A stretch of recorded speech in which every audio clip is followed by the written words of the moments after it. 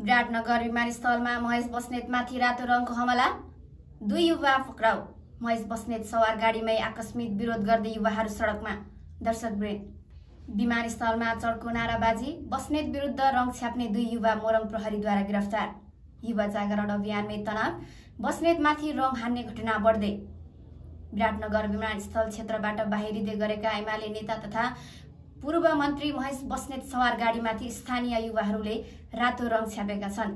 बस्नेत सवार गाडी विमानस्थलको मुख्य गेट पार गर्दै गर्दा केही युवाहरू अगाडि आएर सिधै रङ छ्यापेको दृश्य प्राप्त विवरणमा उल्लेख छ।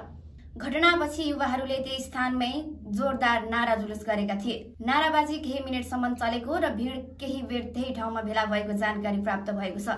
घटनादेखि लगत्तै प्रहरी टोली विमानस्थल क्षेत्रबाट नै सक्रिय भएको थियो।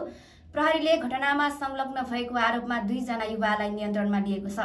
नियन्त्रणमा परेका व्यक्तिहरूको नाम यस प्रकार रहेको छ। सञ्जोग गौतम, अर्पित कुवर दुवैलाई प्रहरीले नियन्त्रणमा लिएर जिल्ला प्रहरी कार्यालय मोरङ पुर्याएको छ।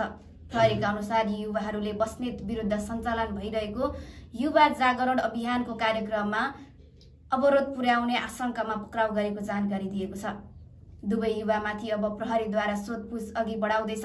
नियन्त्रणमा परेकाहरूलाई कानुनी प्रक्रिया अनुसार अघि बढाइनेछ। साथै घटना कुन परिस्थितिमा भयो भन्ने बुझ्न अनुसन्धान सुरु गरिएको छ। विमानस्थल क्षेत्रलाई केही समय कडा सुरक्षा दिएको थियो। पछिल्लो समय भिड व्यवस्थापन र राजनीतिक गतिविधिका क्रममा सुरक्षा चुनौती बढिरहेको छ भन्ने तथ्य मात्र उल्लेख गरिएको छ।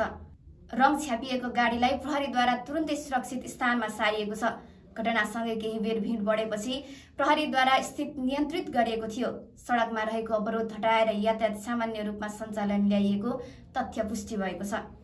विमानस्थल क्षेत्र केही मिनेट तनावपूर्ण रहे पनि पछि स्थिति सामान्य अवस्थामा फर्किएको छ।